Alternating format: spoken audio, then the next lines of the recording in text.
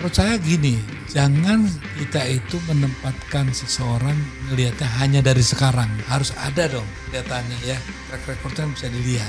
Kalau saya dari pertama saya udah nggak yakin gitu loh. Itu bisa tanyakan mereka. Terhadap Jokowi. Iya, dia bilang bahwasanya dicek mungkin ya. Iya. Tapi kalau cerdas itu, kecerdasan itu biasanya harus ke wilayah positif ya. Kalau dia memang kelicikannya tinggi, jadi memang betul-betul dia tahu. Sekarang aja orang pada mau merapat-rapat ke Prabowo semua. Oh, Dasko aja luar biasa didikan. Saya kasihan, makanya saya bilang sama Dasko, mudah-mudahan I congratulate.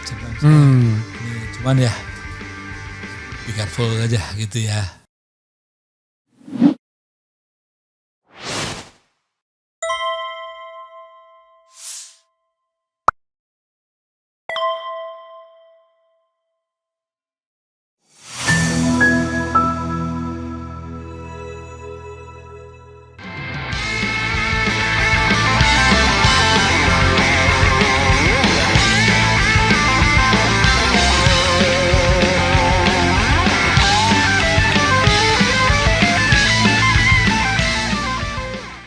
Jadi kalau dari perbincangan ini kan gini, saya berpikir ya awalnya ini sebelum ketemu Mas Eros, karena saya juga tidak tahu Ya sejarah ini. gitu. Saya pikir Mas Eros ini orang kagetan aja ketika era reformasi, ya kan? Kebetulan orang terjun ke politik semua, ya ikut-ikutan ya kan, gerbong yang terjun politik. Tapi karena sudah berbekal nama besar ya kan orang taunya kan di dunia film kan, berbekal nama besar, pernah juga sukses di Detik ya, tabloid Detik. Wah ini mumpung terbuka gitu. Jadi tidak datang sebagai seorang yang punya ideologi, tapi ya datang sebagai orang yang ingin ikut rame-rame.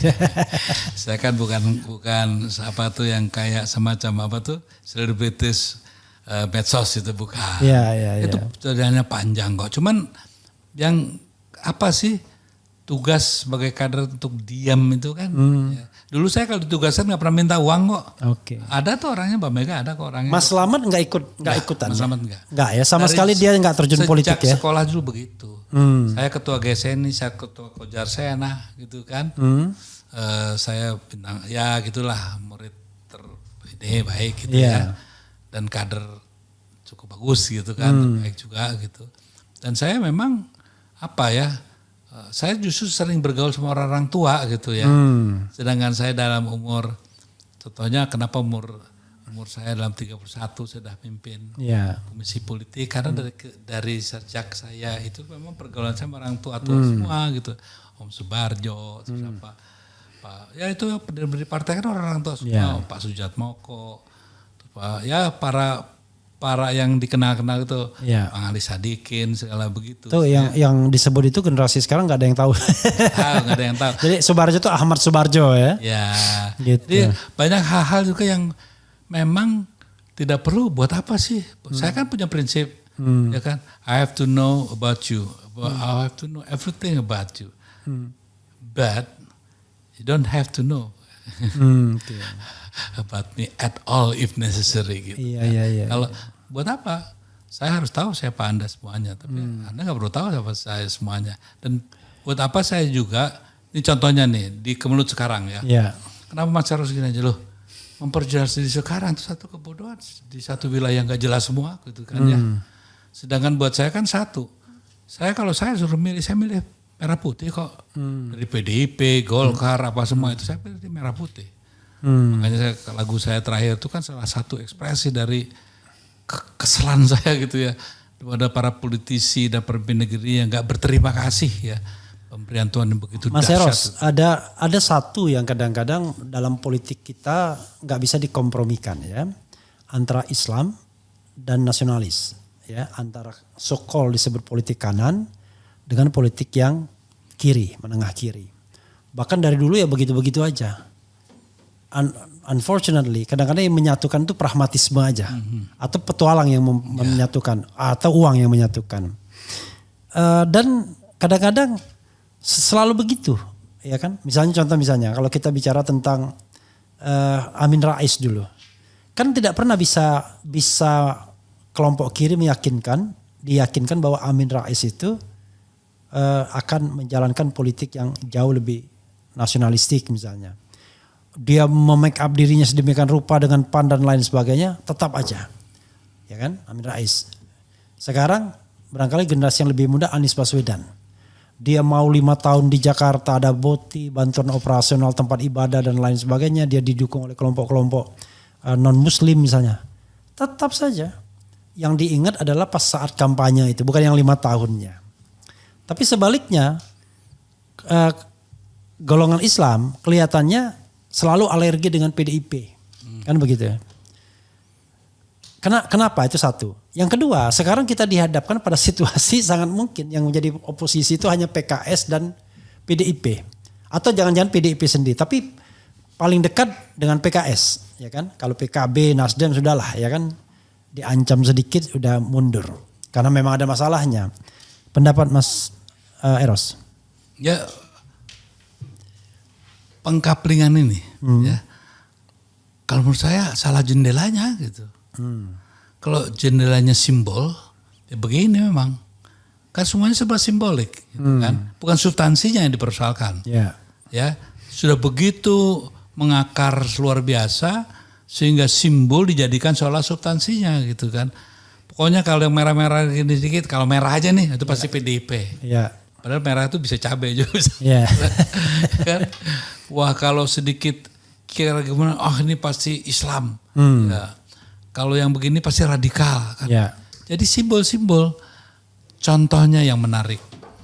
Kalau memang pendekatannya ideologis, aneh kan seorang Anies Baswedan yang dikatakannya sangat radikal Islam atau Islam yang agak garis keras itu, menandatangani masalah kepercayaan dimasukkan di masalah sejak Menteri Indonesia berdiri gitu ya, kan baru si Anies ya, yang sebagai menteri dia menulis menyetujui kepercayaan dan dimasukkan juga ke dalam. Kan aneh. Kalau pendekatannya simbol tetap aja begitu, kalau ideologis aneh nih ya.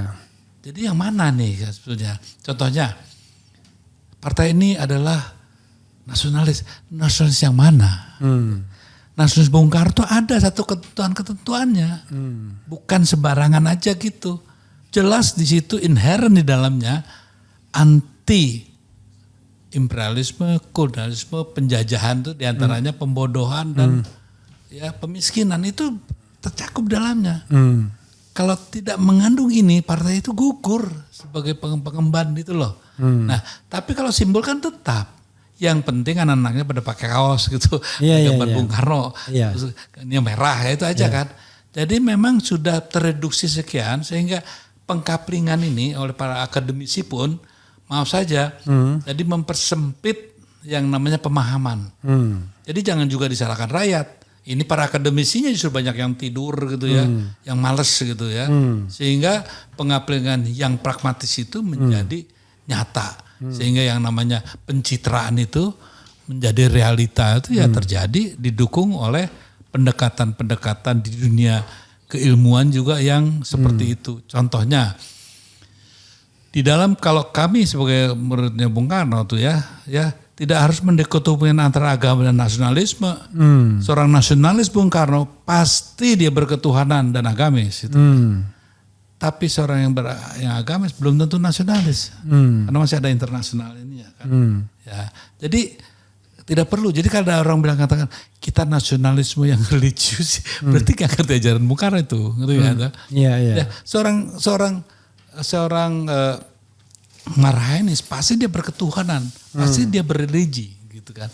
Kan untuk mengekspresikan ketuhanannya kan di institusi keagamaan kan. Jadi aneh kalau sekarang pemisahannya itu sangat disederhanakan oleh para akademisi. Gitu. Istilahnya kan gini, agamis, nasionalis, sosialis atau komunis kan gitu. Ya kan? Nah kok begitu, sedangkan kami tidak mau menganut seperti itu. Ya, tapi karena pemisahan pengkotakan ini diharuskan oleh para akademisi, terjadilah itu. Padahal tidak ada itu ya. Makanya apakah NU nasionalis? Ya nasionalis lah. Dalam konteks yang mana? Nah, konteks satu yang seperti yang Bung Karno bilang kan. Nah, Bung Karno sendiri kan kader, dia kan orang Muhammadiyah, meninggalnya pengennya dikubur ya, jenazahnya. Kok bisa-bisanya sekarang kalau orang PDIP gitu sekarang kan lihat orang Muhammadiyah tuh kayaknya musuh kita gitu. Oh iya. HMI musuh kita. Ini kan penyempitan akhirnya. Musuh kita itu yang jelas satu, yang tadi itu ya.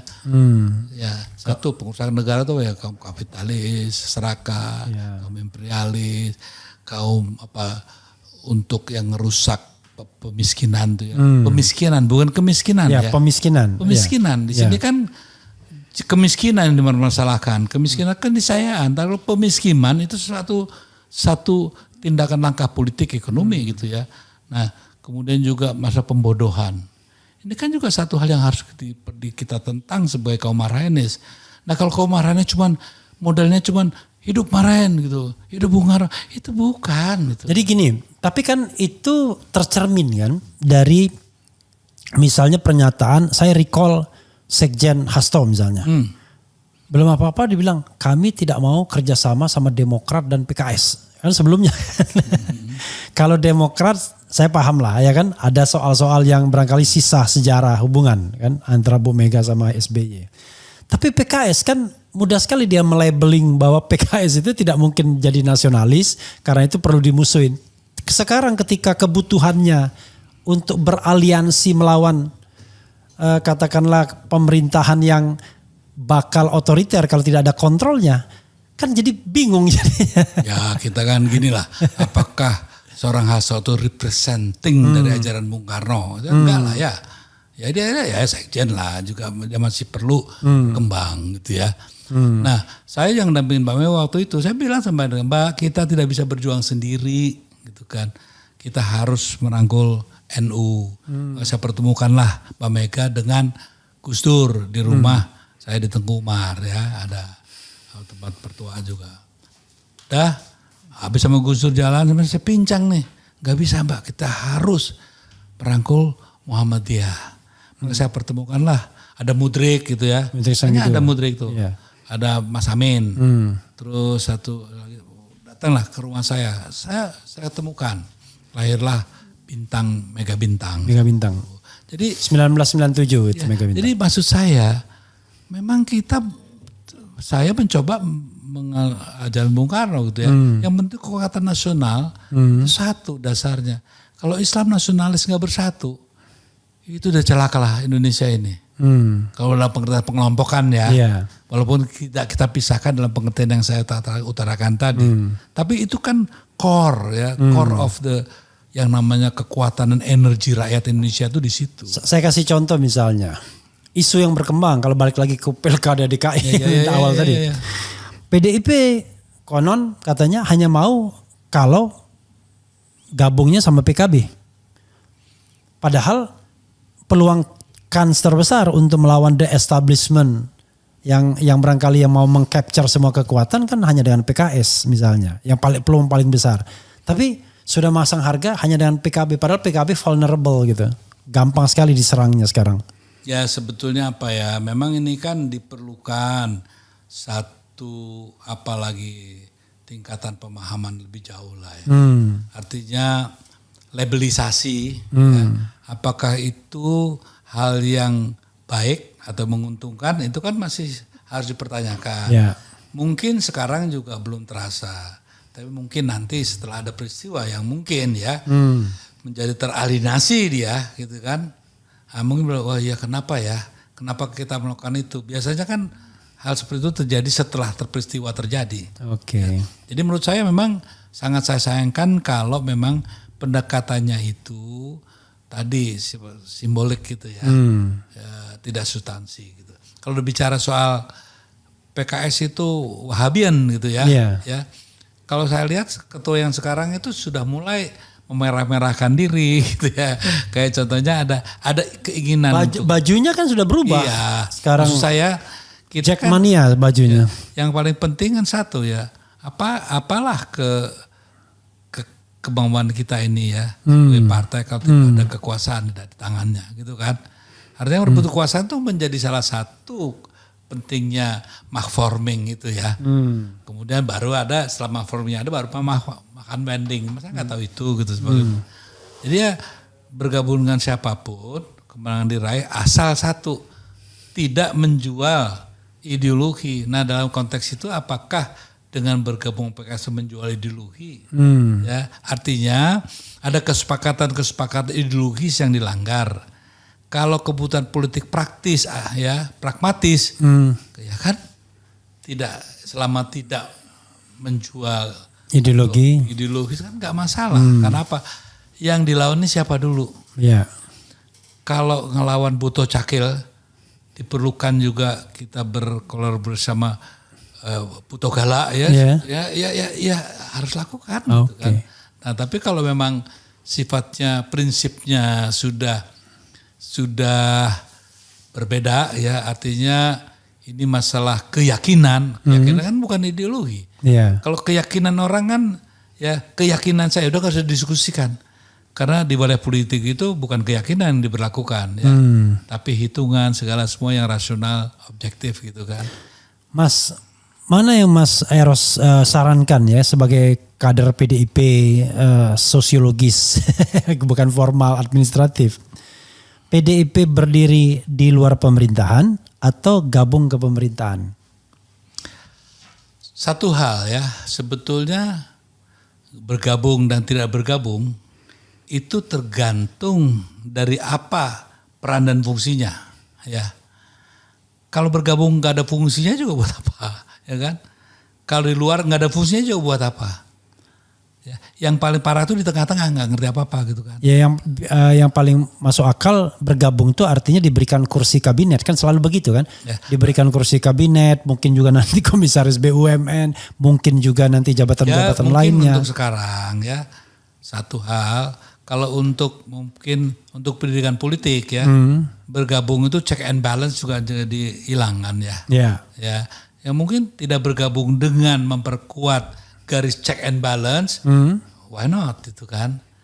Tapi kalau bergabung dengan kesadaran bahwa itu menghilangkan check and balance, ya terus gimana nih? Ya udahlah kita nggak usah pakai demokrasi lagi lah gitu ya. Jadi nggak usah sok ngomong demokrasi, ayo kita bicarakan nantinya satu harinya ada satu partai aja lah, nggak usah banyak partai. Oke, jadi maksud Mas Eros ya kalau kebutuhannya check and balance ya harusnya nggak bergabung gitu ya? Ya kalau check and balance ya dengan benar nggak apa-apa juga kok gitu ya. Kalau menurut saya, setahu saya sampai hari ini I might be wrong ya. Tapi mungkin ada yang lebih tahu dari saya tentang PDIP ya silahkan. Kalau menurut saya Mbak Mega itu nggak punya masalah apa-apa yang membawa ya. Rasanya nggak pernah tuh Gerindra atau Bowo dimasalahkan itu. Yeah. Mungkin terhadap Pak Jokowi ya mungkin ya berbeda. Jadi beda. Jadi kita harus pisah-pisahkan. Sehingga kalau nanti Mas Bowo ini menyatukan diri jadi satu paket ya yang namanya budaya politiknya, kepemimpinan politiknya dan pelaksanaan politik lapangannya satu paket sama Jokowi mungkin ya akan terjadi benturan yang cukup serius gitu. Tapi kalau umpamanya dia bisa memisahkan diri ya, artinya tanggung jawab Pak Jokowi sudahlah. Mulai tahun Oktober sekian itu kan tanggung jawabnya. Oktober kesini saya. Jadi jangan dong digandengkan aku sama dia. Itu mungkin ya akan ada baiknya. Yang kita dorong supaya Pak Presiden akan datang ini berani mengambil keputusan seperti itu. Tapi kalau menjadi buntut ya yang namanya buntut kan gitu. Ya kepalanya begini, buntut kan nggak bisa lebih keras itu. Ya sangat disayangkan lah. Artinya ya buat apa capek-capek ya. Jadi Mas Eros masih membuka kemungkinan politik Indonesia yang monolitik tanpa oposisi begitu. Bagaimana? Membuka kemungkinan politik Indonesia tanpa oposisi monolitik. Kalau seandainya semua bergabung ke pemerintahan. Kan susahnya budaya Indonesia kan begitu. Loh, sekarang gimana? Kalau sekarangnya aja nih, orang nggak berani karena dia masih komisaris. Karena dia masih ini, karena dia masih itu. Ya kalau semuanya bergabung mau ngomong apa? Orang makannya dari situ, hidupnya dari situ, ya kan? Nah kalau enggak, kenapa saya bisa ngoceh seperti ini? Saya bebas seperti ini. Boleh tanya Prabowo, boleh tanya Jokowi, boleh tanya SBY, boleh tanya siapa lagi, Megawati pun sekalipun. Tanya, pernah nggak saya yang namanya apa gitu ya? Kecuali contohnya untuk hal tertentu ya toh.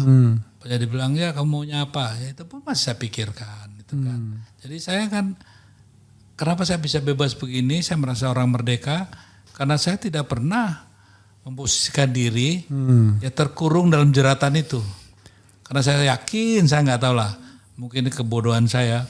Setiap malam tuh saya masih punya merasa ada tugas yang belum selesai. Ya tapi masalahnya gini, Mas, bisa terjadi lagi bahwa semua partai politik itu akan dalam tanda kutip berkhianat kepada nilai-nilai demokrasi, egalitarianisme, check and balance dan lain sebagainya dengan alasan kita butuh bersatu, ya kan? Kita harus damai, membangun negara. Itu kan gaya-gaya yang otoriter itu sesungguhnya kan. Tidak mentolerir perbedaan misalnya. Kalau orang mengkritik, Anda tidak mau ikut membangun dan lain sebagainya. Kalau nggak mau membangun jangan ganggu kan gitu. Pergi aja ke luar negeri. Saya merasa kok politik seperti itu yang akan berkembang, ya kan?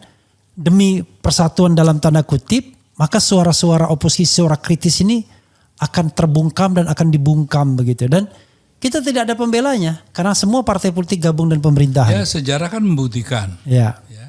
Bahwasanya juga tidak hanya partai politik yang menentukan eksistensi atau perjalanan sejarah ke depan. Ya. Civil society juga, ya kan? Makanya ini tantangan bagi kita gitu ya. Artinya are we going to surrender gitu kan? Artinya memberikan semua kepercayaan pada partai politik atau kita bisa bangun kekuatan alternatif. Orang bilang susah, yang bilang gampang siapa? Kedua, satu, kita ngomong begini-begini, jangankan begitu deh. Banyak teman-teman kita kok yang ngomongnya keras, begitu ditawarin ya langsung lembek. Langsung berbukanya lembek berbalik. Saya tidak nyangka bahwa presiden ini begini begitu. Jadi sebetulnya kalau saya tidak takut bahwa sudah tahu orang partai ya begitulah gitu ya. Yang lebih menyedihkan kalau kaum akademisi ya, sekarang profesor baru bangkit sekarang ini berapa lama ya. Para agamawan aja sekarang udah mulai bingung nih ya. Dengan tambang. Satu nerima tambang, satu kagak, sekarang nerima juga gitu kan.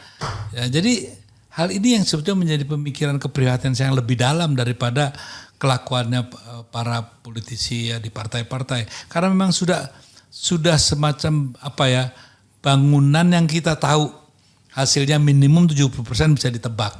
Iya, maksudnya artinya kan secara individual Mas Eros kan memang tidak punya kekhawatiran, ya kan? Karena tidak punya ketergantungan baik secara ekonomi, politik, sosial kan kepada siapapun. Tapi kan kita bicara tentang generasi ke depan yang barangkali masih bergantung secara ekonomi, negara ini baik atau enggak, ada kerjaan apa enggak, secara politik juga begitu, secara sosial juga bergantung kan. Kalau kita ngomong pribadi kan struggle, kita bisa struggle sendiri. Tapi kan banyak orang-orang yang tidak memiliki kemewahan. Makanya itu. saya senang Anda nanya gini. Ya. Saya senang. Artinya kan Anda dengan pertanyaan ini Anda menyatakan sebetulnya ya, bahwa this country run by whom gitu kan. Iya, iya. Bukan hanya Jokowi. Orang nyari kerjaan kemana sih? Iya. Ke pabrik-pabrik kan. Ke apa sih? Siapa yang punya siapa mereka itu semua? Iya, iya. Jadi maksud saya, apakah kita tuh hanya memasarkan Prabowo dan Jokowi? Apakah yang tidak lebih jauh dari itu? Siapakah yang sebenarnya running the country? Siapa sih yang megang minyak sawit? Siapa sih yang megang minyak tanah? Siapa sih yang megang kedelai? Siapa sih yang megang ini? Siapa yang itu? So, kalau semuanya itu di tangan siapa? Negara. Come on, kita tahu lah Bung Arun ya. Iya. Kita tahu. Nah, jadi artinya perlawanan kita tuh tidak bisa kasarannya secara emosional saja, dipancing kita digiring, seolah-olah problem utamanya ini, padahal enggak. Ini cuma bonekanya. Iya, iya. Ya, sementara yang ini siapa?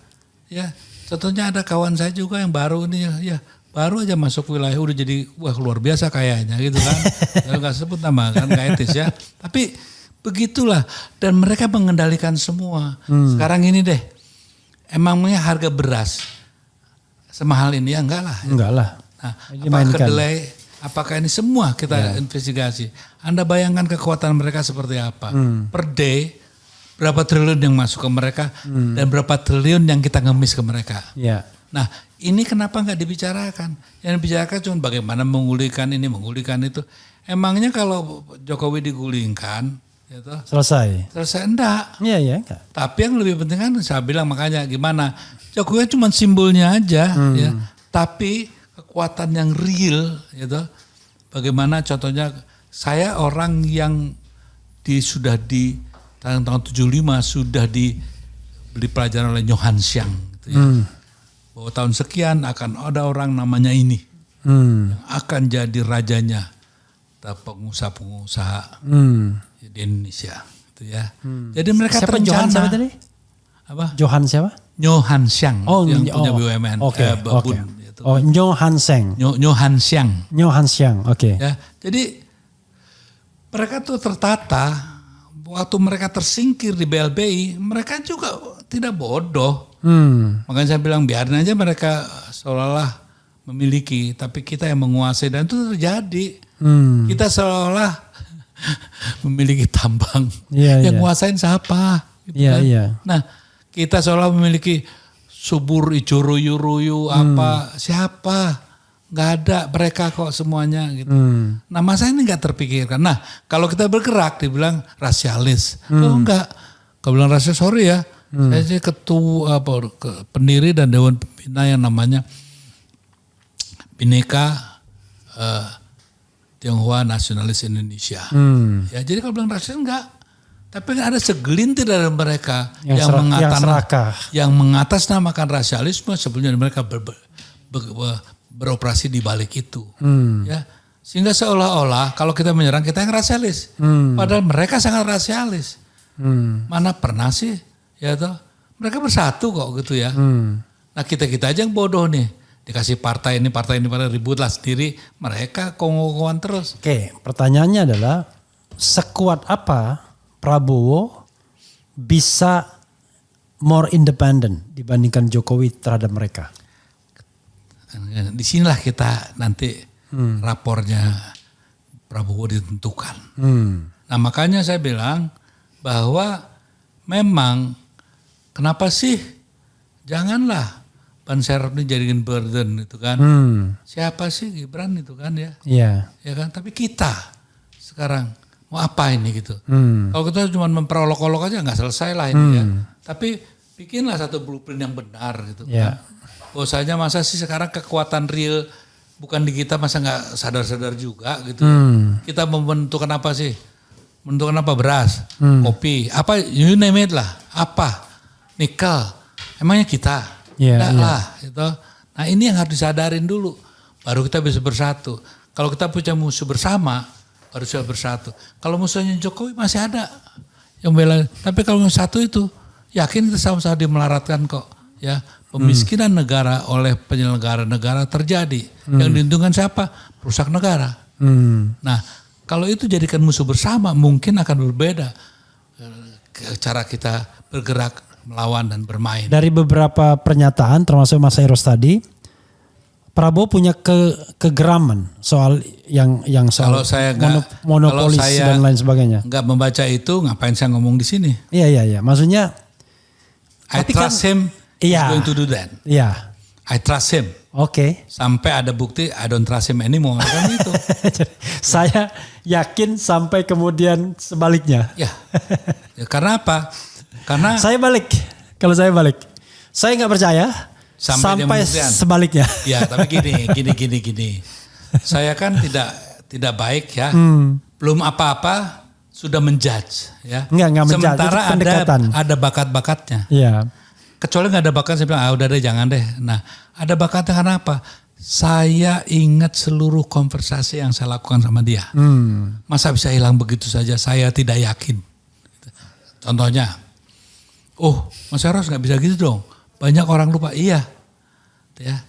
Tapi banyak juga orang yang juga begitu, gitu kan. Kenapa? Dia juga tidak mau memperbaiki nama harum keluarganya kan perlu. Masa capnya cuma toko PRRI? Ya. Kan itu kan nggak mungkin ya. Masa dicapnya sebagai orang pengkhianat yang menangkap Pangeran Diponegoro? Pembawa lari uang segala begitu. Ya kan? Dia ingin dong ada seperti itu. Dan dia tahu kok satu hari pernah ngomong sama saya gitu, gila nih Ros kita, apaan tuh mereka, kayak gitulah mereka, kata mereka dan kami itu kan sudah cukup buat saya. Artinya saya kok tetap yakin bahwa hal itu kok masih ada tersisa. Nah, walaupun kemenangan dibantu oleh mereka juga. Loh, dalam politik kan biasa gitu kan. Oke. Kalau dia bisa, contohnya kalau dia Jokowi aja bisa begitu ya, dia sudah diberi contoh. Percaya nggak sama orang yang sudah begitu? Bisa dipercaya nggak? Apa juga akan dipercaya juga? Dulu dia bisa terhadap A, terhadap B kan mungkin aja bisa terjadi terhadap C, gitu kan. Sekarang korbannya mungkin Mbak Mega. Satu hari mungkin si Bowo kan gitu ya. Masalah itu nggak terpikirkan pastilah. Kan Prabowo itu nggak sebodoh itu. Banyak orang yang terlalu mengunderestimate. Ya kalau soal controlling emosi iya, gitu kan. Tapi mungkin dengan umur dan faktor-faktor yang lain bisa saja berubah kan. Nah, saya sebagai teman yang mendoakan yang baik gitu kan. Walaupun memang tidak mudah ya. Tapi saya kenal contohnya gini deh. Saya pancing nih. Anaknya Hashim itu kan ya pada umumnya sama saya dekat sama Om segala gitu ya. Saya pancing gini dia enggak decent gitu ya. Saya dulu orang yang merobek kontraknya si Happy sama Bowo ya untuk untuk ada satu impor tertentu gitu ya. Dan itu bisa dilakukan sama orang dalam. Dulu kan saya orang dalam. Jadi nanti nih kalau umpamanya gini loh, Bowo itu sangat strict soal gituan. Saya nggak yakin seorang bilang kan nanti yang akan memerankan ini semua adalah Hashim. No. Tetap Bowo karena Hashim juga sangat menghormati kakaknya ya. Dia nggak berani lah kalau Bowo ngomong dibentak Bowo juga pasti diam gitu ya. Bahwasanya mungkin untuk yang lebih luas desain ekonomi mungkin derajat Diwandono ya. Mungkin yang akan lebih bermain. Nah tinggal tergantung orang-orang itulah. Kalau menurut saya sih knowing the family gitu ya. Mungkin kok saya masih mempunyai tersisa hope ya. Bahwa untuk tidak melanjutkan kebobrokan ini masih tersisa gitu ya. Itu yang berapa persen? Ya seperti saya bilang kan, 60%. 60% itu ada gitu ya. Tinggal dia turun ke bawah apa turun naik ke atas. Kalau turun ke bawah ya 49, Anda bahkan turun terus ke bawah 30 gitu. Oke, kalau saya nggak peduli apakah Prabowo nanti akan berjalan sesuai dengan keyakinan kita, baik Mas Eros atau saya, tapi yang penting adalah kita yang harus bergerak untuk menjaganya. Itu lebih penting menurut saya. Ngapain kita juga determinasi gerakan kita kan tidak ditentukan oleh angka yang dia akan tampilkan, tapi bagaimana justru sekarang menggalang teman-teman kita yang yakin tanpa harus kebencian dan marah-marah yang nggak bermutu itu gitu ya. Tapi bagaimana kita duduk bersama ya di satu pemahaman dulu gitu. Ini mau aja kemarin aja kita duduk bersama ya. Lihat aja kayak begitu ya. Tapi yang jadi masalah begini, kan kita kan ingin coba, misalnya kita balikin, misalnya kalau melihat tren pemerintahan sekarang, sudah berbondong-bondong itu Gerindra itu menguasai BUMN itu, mulai dari Komut, kemudian Main ID, Komut Pertamina, Komut Pusri, kemudian macam-macam ini. Padahal belum dilantik itu. Kita lihat aja, itu juga satu hal yang jadi pertanyaan ya. Karena memang juga apakah itu juga kesadaran bahwa memang dilakukan oleh rejim yang lama. Ya, sehingga untuk wipe out gitu ya.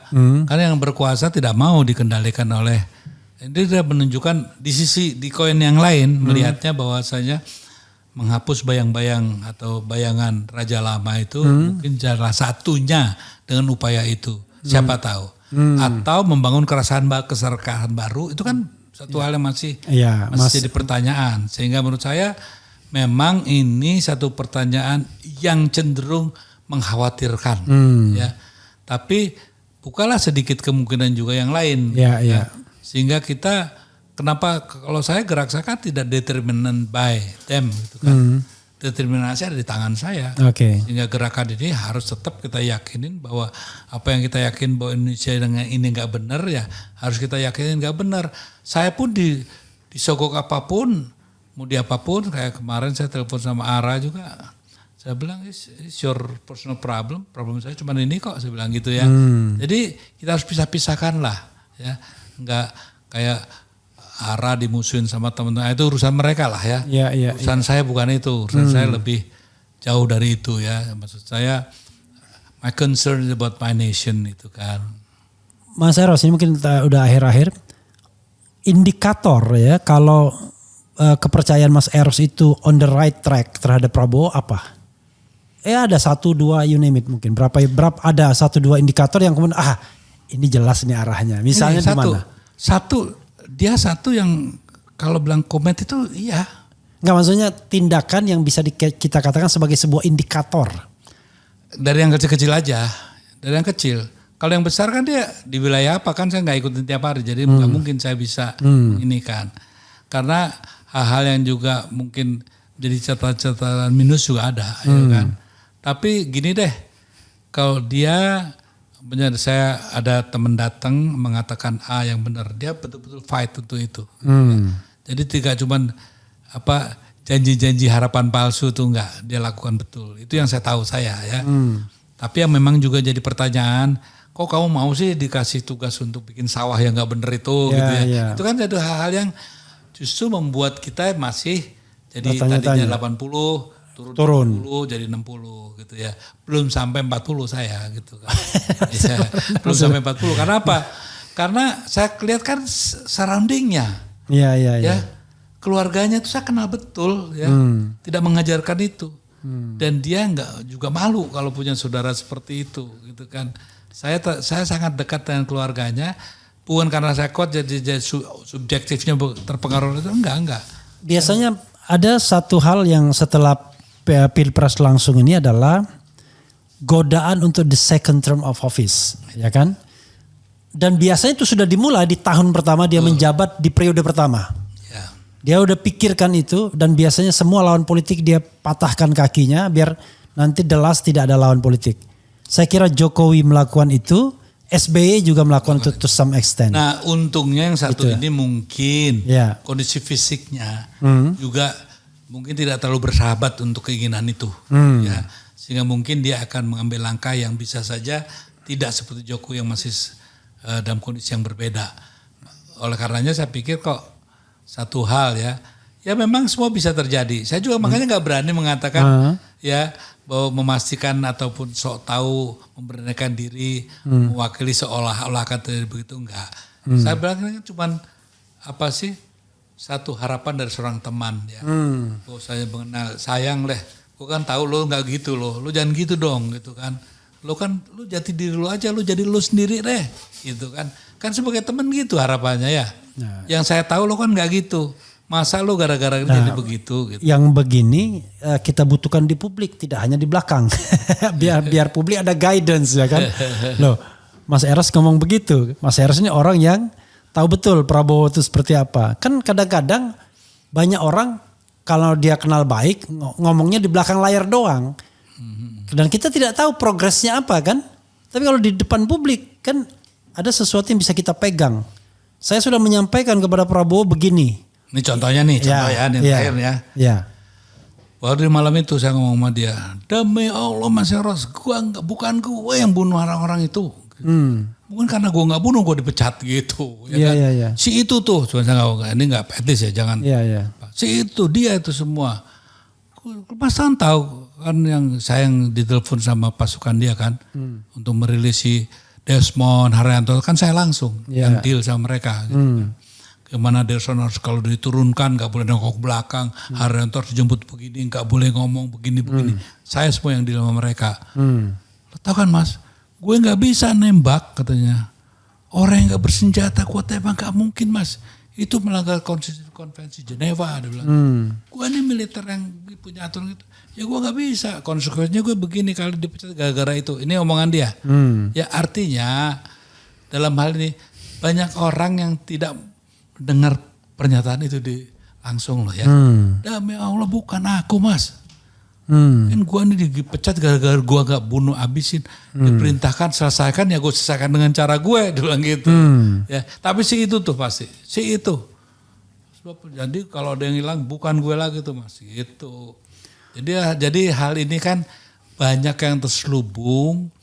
Karena yang buruk itu di bahwa itu PR politiknya.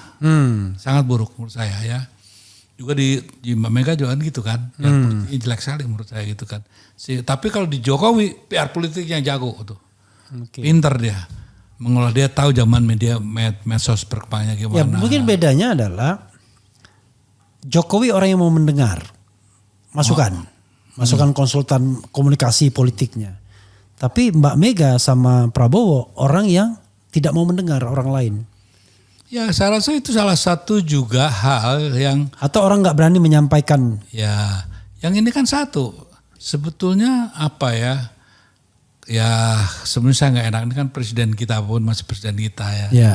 Sebenarnya bilang bahwasanya licik mungkin ya. Gitu. Iya. Tapi kalau cerdas itu ya kecerdasan itu biasanya harus ke wilayah positif ya. Iya. Kalau dia memang kelicikannya tinggi, jadi memang betul-betul dia tahu gitu. Walaupun dia punya kartu as, dia bilang, wah kok kartu saya cuma 2 semua nih. Iya. Gitu. Jadi memang dia orang yang bisa bermain seperti itu. Sementara Mbak Mega dan Prabowo ini aktor yang kurang nggak bisa dapet citra dia gitu ya, karena nggak bisa memainkan peran yang sangat luar biasa gitu kan. Ya, tapi mungkin juga orang keseganan orang. Saya kan punya pengalaman misalnya ngobrol sama saya Mbak Mega belum pernah, bayangkan. Tidak punya saya kesempatan untuk ngobrol sama Mbak Mega, tapi sama Jokowi, Prabowo, SBY pernah. Kelihatan betul. Ya. Kalau Jokowi itu orang yang kita ngomong panjang pun dia dengerin. Iya. SBY dia ngomong duluan panjang-panjang baru kita sedikit. Nanti dia lagi gitu panjang. Prabowo kita mikir-mikir ini orang lagi happy nggak? Iya. Kalau kita mau ngomong itu nggak bisa anytime, tergantung moodnya dia. Kan susah kalau ada pemimpin yang misalnya saya kita kasih masuk. Paham ya memang ini satu apa ya, nggak tahu negeri ini punya dosa apa gitu ya. Iya. Kok setiap ada pemimpin baru ya pasti ada hal yang enggak gitu ya. Contohnya apa, di saat itu juga negara yang begini besar, Gus Dur yang waktu itu masih dalam keadaan kurang sehat gitu ya, bisa jadi presiden kan. Lalu orang yang maaf aja yang ya menurut saya sih pengalamannya harusnya belum mencukupi gitu ya. Dia learning by doing itu kan dia lakukan ya. Tapi pada saat jadi presiden pertama kan kayak Pratekno, kan Anda juga pernah jadi staf susnya. Iya 4 bulan. Kan? 4 bulan. Iya banyak blendernya kan kayak gitu. Saya juga membantu dia supaya gitu ya. Tapi ya sudahlah. Menurut saya gini, jangan kita itu menempatkan seseorang ngelihatnya hanya dari sekarang. Gitu kan. Harus ada dong kelihatannya ya. Track recordnya bisa dilihat. Kalau saya dari pertama saya udah nggak yakin gitu loh. Itu bisa tanyakan oleh Mbak Mega. Terhadap Jokowi. Iya, saya nggak yakin. Karena apa? Karena menurut saya karena juga belajar masalah acting segala gitu kan. Saya lihat ada hal-hal yang tulus, yang tidak, apa kan bisa terbaca dengan baik gitu kan. Dan saya tanyakan kepada orang dekat saya, cara saya menyelidikin orang kan tidak langsung gitu aja. Saya selidikin ininya apa, orang pegawai dekat-dekatnya, teman dekatnya, semua saya sudah record semua. Sehingga saya bilang sama Mbak Mega, please be careful gitu. Dan hari pertama aja dia sudah lonely ya. Waktu dia memberikan kekuasaan itu kan jam 7 pagi yang 2014 itu kan. Wah semua pada kumpul di Kebagusan. Baru jam 8 aja semua udah kosong. Yang tinggal anak saya, terus apa itu, si Rini sama Kapolri yang dulu tuh orang Banten tuh ya. Mana yang lain semuanya udah ngiriin Jokowi. jadi memang. Dan itu khas Indonesia kan. Sekarang aja orang pada mau merapat-rapat ke Prabowo semua. Oh, Dasko aja luar biasa diinikan. Saya kasihan. Makanya saya bilang sama Dasko, mudah-mudahan I congratulate. Saya bilang ini cuman ya be careful aja gitu ya. Ya saya bilang. Apalagi kalau orangnya masih muda, masih ganteng, masih apa. Itu godaannya lebih banyak lagi. Iyalah.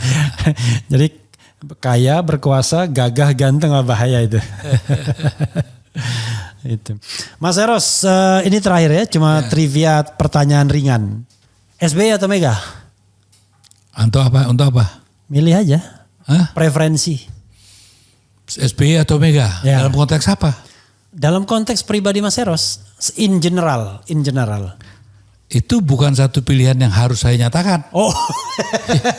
Iya. Karena saya dengar Luhut mau dia. Luhut ditanya gini, Jokowi atau Mega? Ya Jokowi lah, kan dia kan bos saya. Tapi begitu Jokowi atau Gus Dur. Gus Dur. Oke Mas Eros mungkin gak mau begitu. Ini Mas Eros, kalau film udah berapa bikin? Sebetulnya saya di belakang layar ya sebagai untuk memberikan masukan teknik segala gitu di teater populer sering lah ya. Dan belajar di situ sekaligus menjadi mentor juga pada akhirnya gitu kan. Tapi kalau film sesungguhnya itu ya baru Cut Nyadin. Oh, yang jadi director itu baru Cut Nyadin, yang director, dan itulah makanya hebat. Bayangkan ini pada waktu itu memang saya ragu-ragu tadi mengatakan saya takut salah. Jadi baru pertama bikin film langsung kolosal, pemainnya juga luar biasa. Dulu waktu itu saya pernah membaca artikel sampai kemudian Christine Hakim disandingkan dengan Meryl Streep gitu ya. Wah ini apa? Nah, gini Bang Arun. Anda percaya apa enggak ya? Makanya saya tuh enggak pernah bilang bahwa Cut Nyadin partai berlalu mengangkat diri, dibilang legend begini. Saya diam-diam aja. Gini, ini sejujurnya ya. Orang boleh nggak percaya, boleh nggak. Memang saya bukan kiai gitu. Saya bukan orang yang sangat beragama bagus gitu ya. Enggak. Cuma satu. Saya tuh heran itu. Saya kalau ada gitu saya cuma minta satu sama yang di atas. Makanya bos saya kan yang di atas. Iya. Dan itu kekuatan tuh datang. Dan saya gunakan use me gitu. God use me gitu. Saya selalu itu. Makanya waktu kenapa saya masalah badai pasti berlalu dicolong begini begitu, saya diem aja gitu. Karena sebenarnya saya tuh tidak mau begitu juga famous yang diberikan oleh Cut Nyadin, sangat biasa-biasa aja. Di rumah saya tuh nggak ada tuh citra satu pun saya simpen gitu kan. Karena apa? Kayak menurut saya nggak mungkin sih. Saya umur saya waktu 2026 ya, dengan kata-kata yang segitu nggak mungkin kalau nggak dikasih dari di atas itu loh ya. Jadi orang percaya apa enggak gitu. Kecuali Anda salah ya memilih Tuhan. Iya. Kalau saya minta apa aja insya Allah dikasih gitu, insya Allah ya.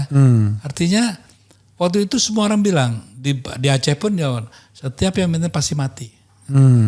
Gak pernah bisa bikin film itu. Ya saya minta sama Tuhan ternyata diberikan. Saya gak pernah yang namanya jadi pamret itu, gak pernah. Tapi the power, ya I ask him, ya use me gitu kan. Dan terjadi. Jadi kalau saya sekarang suruh ulangin lagi nggak ngerti caranya gimana. Nah, ini kan ternyata jadi kayak tiban gitu ya. Nah, sehingga kadang-kadang saya sering malu sendiri. Saya datang ke sana dikira orang jago musik, saya malu gitu kan. Nah kalau saya merendahkan diri bilang katanya, wah tuh merendahkan diri biar meninggikan mutu loh. Kayak gitu, kenyataannya begitu. Makanya saya nggak berani sombong. Kalau saya sombong saya takut nanti yang di atas. Oh gitu ya, oke, udah sekian aja buat kamu kan itu.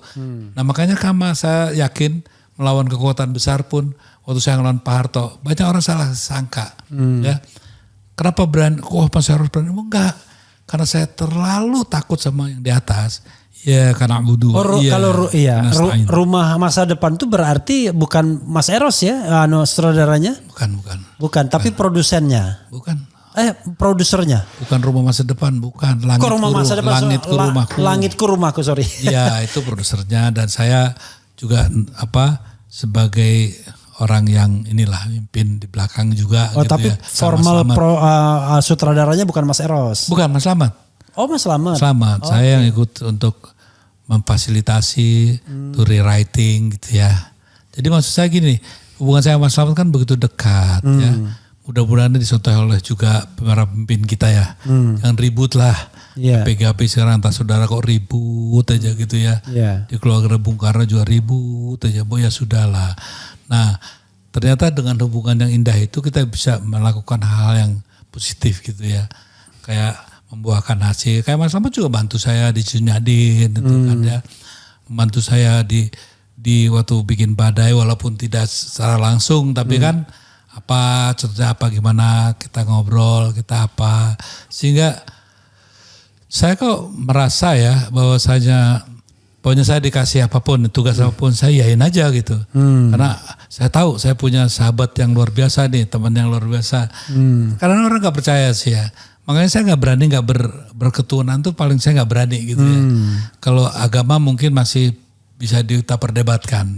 Tapi berketuhanan buat saya mutlak gitu ya. Okay. Karena itulah satu-satunya yang sampai hari ini membuat saya mengambil sikap yang menurut saya benar. Dan kalau saya berani, dibilang orang berani Pak Harto, saya apa yang berani Pak Harto? Enggak. Karena saya terlalu cinta Indonesia dan karena takut sama yang di atas, makanya saya berani gitu. Kalau lagu berapa Mas yang diciptakan? Banyak. Ada 100-an kali. Wah, kalau ini banyak, ratusan. Banyak. Cuman kan saya. Tapi Mas Eros, tapi kayaknya ada lagu Chrisye yang Merpati apa? Putih. Ya. Merpati Putih Mas Eros kan? Iya. Jadi gini dah, seluruh lagu yang saya sama Yogi itu pasti saya liriknya. Oke. Ya, pasti saya juga dominan 70% lagunya. Sama Yogi. Yogi S Prayogo apa? Ya, Yogi S Suryo Prayogo. Ya. Oke. Itu kalau bertiga itu pasti gitu. Jadi sama siapapun saya pasti yang dominan. Liriknya tuh saya pasti. Oke. Dan lagunya pasti minimum 70% pasti saya gitu. Oke. Kecuali ada satu Merepi Alam. Ya. Itu mungkin ya 60% Chrisye lah ya. Saya 40%-nya karena belum jadi gitu kan. Dia baru pertama kali belajar bikin lagu gitu ya. Oke. Jadi ya ginilah yang saya ingin titipkan kepada teman-teman ya. Janganlah merasa sombong gitu ya. Jadi pencipta, begitu juga para politisi gitu ya. Coba kalau saya merasa bahagia karena sampai hari ini kok saya masih tolong terus sama dia. Saya gak punya apa-apa gitu. I only have him. Him tuh. Nah, kira gitu deh. Oke, Mas Eros, nggak tahu saya mau ngomong apa. Wrap up dari closing statement gitu Mas. Closing statement Mas. Ya saya sih buat saya ini satu situasi di mana yang hilang itu harapan. Ya, harapan itulah yang sebetulnya sedang hilang di komunitas bangsa kita. Ya, maka pemimpin ke depan cobalah bangunkan dan tumbuhkan harapan itu dengan kerja nyata gitu ya. Dan menurut saya ya jangan juga ya. Contohnya Pak Jokowi minta maaf. Ya. Kalau saya pribadi saya maafin kok. Saya maafin. Tapi dalam konteks pertanggungjawaban sebagai kepala negara dengan beberapa keputusan politik dan langkah-langkah politik yang diambil, kan nggak mungkin saya bisa memaafkan begitu aja gitu kan. Emangnya siapa saya? Harus ada pertanggungjawabannya. Saya minta juga tolong pikirkan kembali gitu ya. Masalah contohnya apakah layak ya seperti PIK 2 yang sudah begitu udah punya siapa itu ya. Dan juga BSD gitu. Diberikan saat PSN. Ya PSN yang menurut saya perlu dipikirkan kita bersama. Mudah-mudahan Pak Prabowo bisa mengambil keputusan yang lebih bijak. Menganulir itu bukan tindakan yang sifatnya mengkhianati, tapi justru menyelamatkan bisa juga. Apalagi masalah IKN gitu ya. Jadi masih banyak lah. Tolong mudah-mudahan memeriksa kembali ya pelaksanaan pasal 33 Undang-Undang 45 ayat 2 ayat 3 ya, kepada siapa itu diberikan, tolong itu nanti kalau Mas Prabowo jadi presiden ya, menjadi perhatian khusus sehingga bangsa ini mengalami satu shifting ya, kekuatan di wilayah ekonomi yang pasti terjadi kalau itu dipersoalkan. Saya rasa itu yang paling penting saya titipkan, dan mudah-mudahan kita tetap sudahlah, tidak usah lagi kita cengeng gitu. Apapun yang dilakukan oleh mereka, satu kita harus tetap bahwa komitmen kita untuk tetap berpegang pada pendirian kita di saat reformasi. KKN itu mutlak, tidak perlu kita bela lagi gitu ya. Dan demokrasi harus kita jaga sebagaimana harapan kita bersama di 98 bahkan di tahun 45. Itu aja titipan saya. Iya, saudara sekalian, cari a common language itu sebenarnya dua itu aja, demokrasi dan anti korupsi. Yang lainnya bisa kita diskusikan. Tapi kalau ini sudah cocok, maka mudah-mudahan apapun kita dimanapun, itu kita tetap tidak lost arahnya. Wassalamualaikum warahmatullahi wabarakatuh. Waalaikumsalam warahmatullahi wabarakatuh.